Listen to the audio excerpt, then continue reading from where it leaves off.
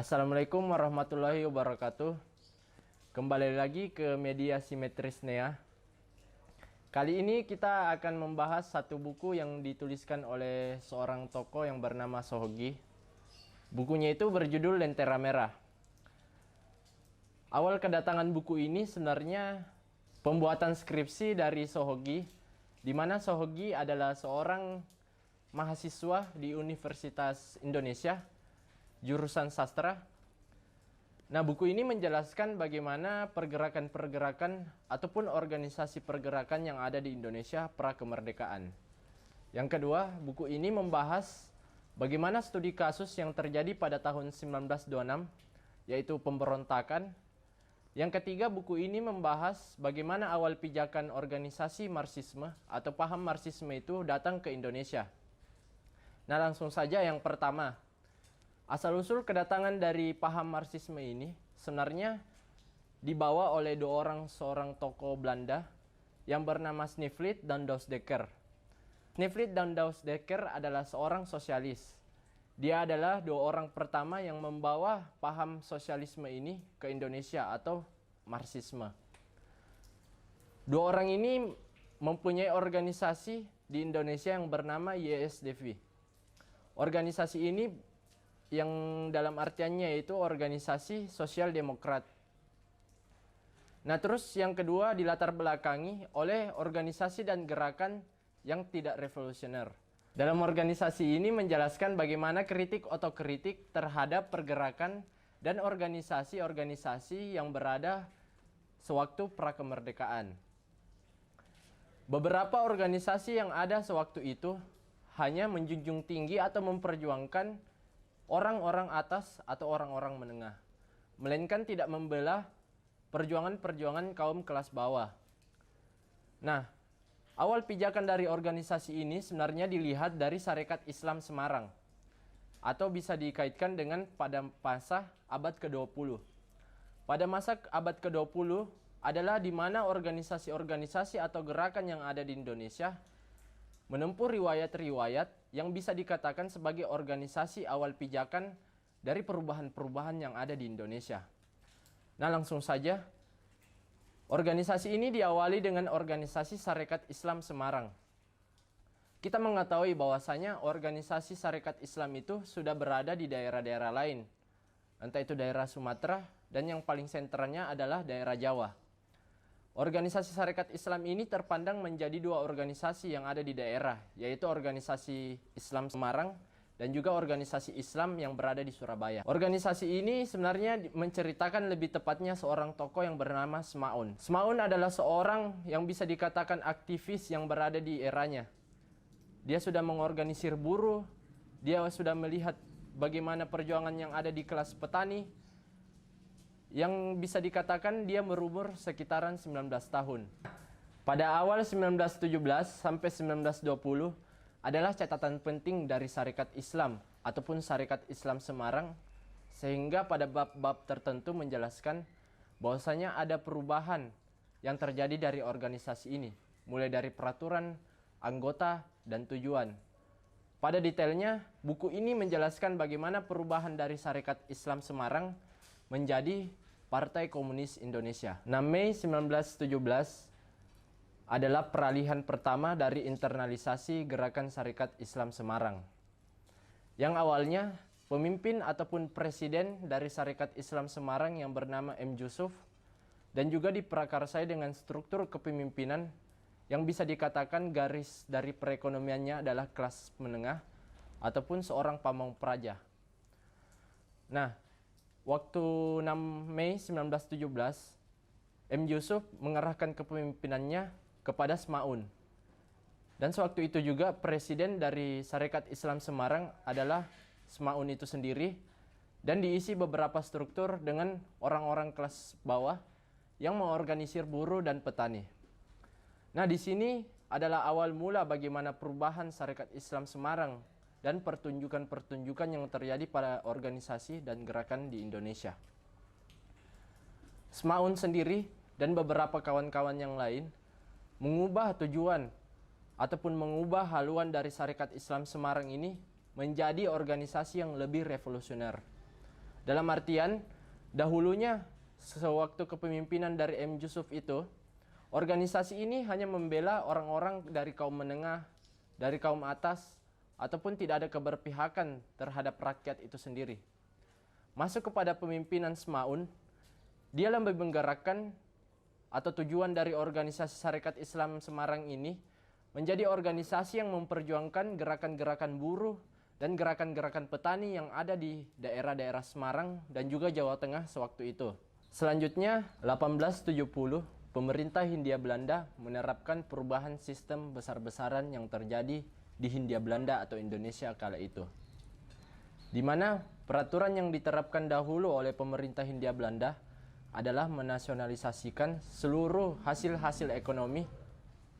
Selanjutnya, 1870, pemerintah Hindia Belanda mengeluarkan dekret secara besar-besaran tentang perekonomian yang terjadi sewaktu itu, di mana perekonomian yang diubah adalah perekonomian liberalisme.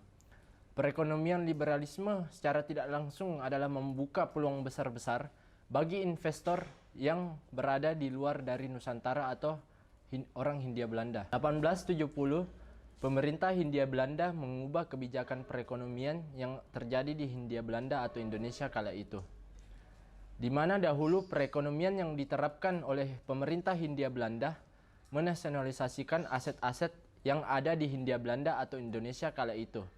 Namun, seiring dengan perubahan kebijakan perekonomian ini, menyebabkan perekonomian paham liberalisme, di mana tidak hanya orang Indonesia ataupun orang kaya Indonesia yang bisa menggunakan aset-aset yang ada di Hindia Belanda atau orang-orang Hindia Belanda itu sendiri.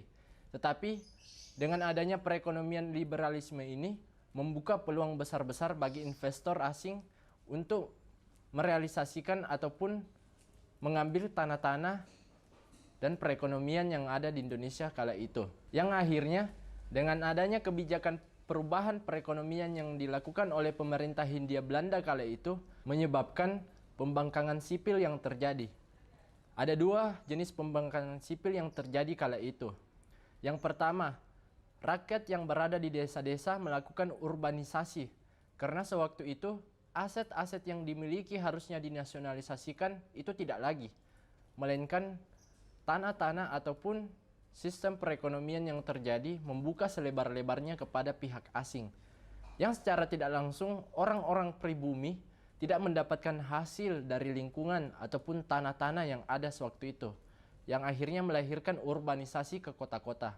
Yang kedua, sangat banyak orang-orang pribumi yang melakukan pembangkangan dengan membakar kebun-kebun yang berada pada saat itu di lingkungannya. Dengan dia membakar kebun-kebun yang ada pada saat itu sebagai aksi protes yang terjadi. Karena orang-orang pribumi tidak mendapatkan hasil dari tanahnya sendiri atau lingkungannya sendiri sebagai orang-orang pribumi. Yang kedua, Volksraad dan Indi Weber, 1917. Pemerintah Hindia Belanda ingin membangun yang dinamakan dengan Dewan Rakyat. Dewan Rakyat ini pernah didirikan di Uni Soviet. Peran dari Dewan Rakyat yang bisa kita lihat hari ini yaitu Dewan Perwakilan Rakyat. Namun, kala itu pemerintah ingin membangun Dewan Rakyat bukan untuk memudahkan rakyat dengan aspirasinya, melainkan dengan menyelewengkan kekuasaan dan membuka selebar-lebar kepentingan dari orang-orang Hindia Belanda terhadap aset-aset yang ada di Hindia Belanda kala itu. Sehingga kita kenal dengan tokoh-tokoh yang bernama Sneflit dan Semaun kala itu dan teman-teman yang lainnya menolak keras terhadap pembentukan Dewan Rakyat ini untuk yang dinamakan dengan Bumi Putra. Alhasil dengan penolakan besar-besar dari golongan kiri ini menyebabkan kesimpulan bahwa pembentukan dari Dewan Rakyat ini semata-mata bukan untuk kepentingan rakyat, melainkan hanya untuk kepentingan pribadi dan orang-orang Hindia Belanda untuk merebut aset-aset yang berada di pribumi. Selanjutnya, faktor yang lain yaitu wabah pes. Wabah pes ini adalah suatu wabah yang mungkin tidak hanya terkena di Indonesia saja, tetapi di negara-negara lain. Namun dengan adanya wabah pes ini, membuat banyak rakyat semakin merajalela, membuat banyak rakyat semakin menimbulkan sifat-sifat revolusionernya terhadap pemerintahan yang tidak tegas dan tidak teratur dalam menangani kasus-kasus yang terjadi di internal Indonesia itu sendiri atau Hindia Belanda. Nah, faktor yang terakhir adalah Sneevliet. Kenapa saya mengatakan Sneevliet di sini? Karena pada 17 adalah meletusnya revolusi Rusia. Meletusnya revolusi Rusia ini dibawakan oleh kawan-kawan dari Marxisme juga. Nah, di samping itu, Sneevliet menulis tentang bagaimana kejadian dari revolusi Rusia pada saat itu melalui surat kabar yang dia tulis. Dari surat kabar yang dia tulis itu ternyata dilihat oleh orang-orang pribumi sewaktu itu. Bagaimana dengan adanya pembangkangan dan perubahan atas merajalelanya orang-orang pribumi dapat menyebabkan satu kepekaan yang menuju ke perubahan atau revolusi. Sehingga surat kabar yang dikeluarkan Sneevliet waktu itu mengguncang ataupun membumikan isu yang hangat terjadi pada saat itu. Karena saat itu juga konflik-konflik ataupun keresahan-keresahan yang terjadi di Hindia Belanda sangatlah banyak, sehingga menyebabkan ketimbulan akan semangat-semangat perjuangan yang harus diterapkan dari surat kabar yang dikeluarkan oleh Sneevliet ini. Nah, pada akhirnya Sneevliet ditangkap oleh pemerintah Hindia Belanda. Karena dengan surat kabarnya ini dikatakan sebagai surat kabar yang memprovokasi atau menimbulkan satu dampak sosial yang berlebihan. Pada akhirnya Sneevliet dibawa ke pengadilan, dan di saat pengadilan itulah terjadi beberapa konflik antar beberapa individu. Ada yang membela rakyat, ada yang membela penguasa atas kepentingan pribadi. Dan pada saat itulah kader-kader dari Sneevliet yang berhaluan Marxis melihat Sneevliet bagaimana berpidato dan berretorika. Begitu juga orang-orang pribumi yang menyaksikan bagaimana berjalannya pengadilan ini. Hasil dari pengadilan tersebut menyebabkan banyak kader-kader dari Sneevliet yang menimbulkan keresahan dan menambahkan ide-ide perjuangannya. Begitu juga orang pribumi yang mengetahui bahwa kebohongan yang terjadi di orang-orang pemerintahan Hindia Belanda semata-mata hanya untuk kepentingan pemerintahan saja, tapi tidak mengedepankan kepentingan dari rakyat. Hasil dari pengadilan tersebut, akhirnya Sneevliet dibebaskan. Namun sebelum dibebaskan, Sneevliet pertamanya dijatuhkan hukuman, yaitu di penjara. Tetapi hasil dari pengadilan terakhir, yaitu Sneevliet dibebaskan dan dibuang. Alhasil, dari beberapa faktor yang tadi saya sebutkan, Sarekat Islam Semarang yang dipimpin oleh Presiden Semaun menggerakkan pergerakan ataupun organisasi ini lebih ke revolusioner sejati. Dalam artian, dari beberapa kasus yang telah terjadi di Hindia Belanda pada saat itu menyebabkan pergerakan dari Sarekat Islam Semarang semakin menimbul dan semakin melonjak karena beberapa kasus dan konflik yang diselesaikan, mulai dari pengorganisiran buruhnya, para petani-petani yang dirampas haknya, dan juga petani-petani yang tidak mendapatkan upah sebanding di lahan pertanian oleh para pemilik modal. Begitu juga dengan petani-petani yang melakukan urbanisasi ke kota-kota maupun wabah pes yang telah diselesaikan. Pada akhirnya, hal ini yang dilakukan oleh Sneevliet bisa kita ambil kesimpulan bahwa pergerakan-pergerakan yang terjadi di internal atau di Indonesia ataupun nasional itu berdampak besar kepada hal-hal yang terjadi di internasional. Seperti contohnya kan yang disebutkan tadi, bahwa revolusi Rusia yang dituliskan oleh Sneevliet itu berdampak besar pada perubahan yang terjadi di Indonesia.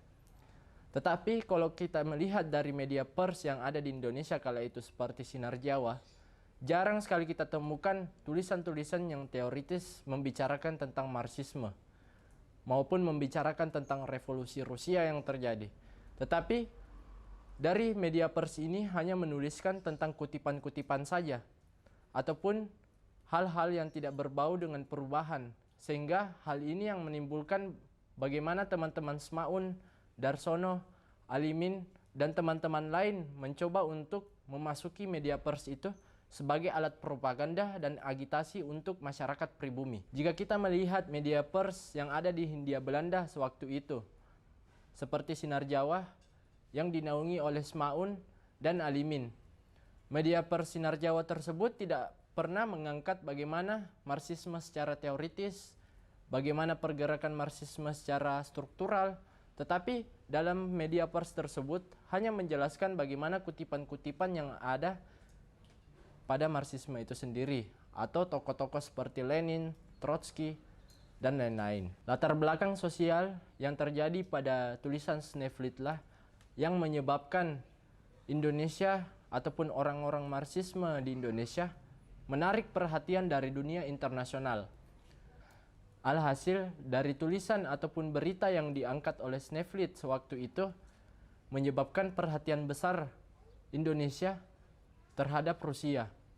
Karena sewaktu itu dari tulisan Marxis seorang Sneflit ini mengangkat besar bagaimana revolusi Rusia dan menimbulkan kekacauan ataupun kondisi-kondisi perjuangan yang terjadi orang-orang pribumi yang pada akhirnya membuat orang-orang internasional atau negara Rusia memandang Indonesia terhadap perubahan-perubahan kecil yang terjadi. Yang pada akhirnya pada berita atau media pers yang diangkat oleh Abdul Muiz di kaum muda tersebut memperlihatkan kita bahwa ada keberpihakan yang telah dilakukan oleh Sarekat Islam. Namun Semaun masih memprihatinkan terhadap keberpihakan tersebut.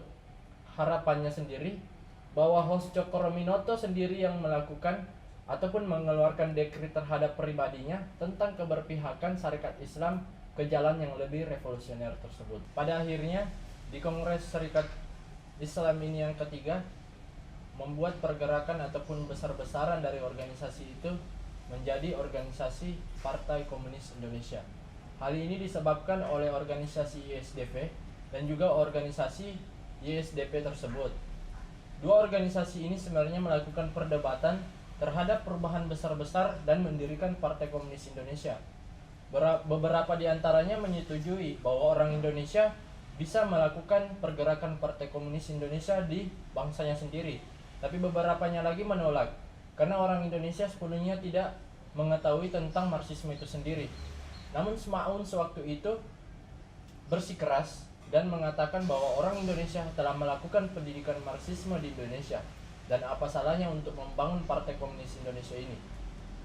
Begitu juga dengan kawan-kawan yang lain. Yang pada akhirnya perubahan dari Partai Komunis Indonesia ini diambil juga dari peristiwa ataupun pergerakan dari orang-orang Jawa waktu itu. Yang kita ketahui dengan pergerakan Samin. Orang-orang Samin adalah orang-orang dari suku Samin atau suku Jawa yang pernah menerapkan pemberontakan terhadap pembayaran pajak dari orang-orang Hindia Belanda. Yang hasilnya pergerakan dari Sarekat Islam Semarang ini sebenarnya disebabkan ataupun diambil dari pergerakan-pergerakan tersebut secara historis. Nah, mungkin hanya itu. Teman-teman bisa membaca bukunya secara langsung yang berjudul Dari Lentera Merah ini. Kami dari Simetris Nea mengucapkan terima kasih, dan apabila ada kesalahan kata kami berminta maaf. Demikian dari kami.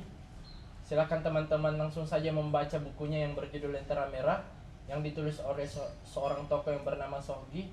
Mungkin hanya itu. Wassalamualaikum warahmatullahi wabarakatuh.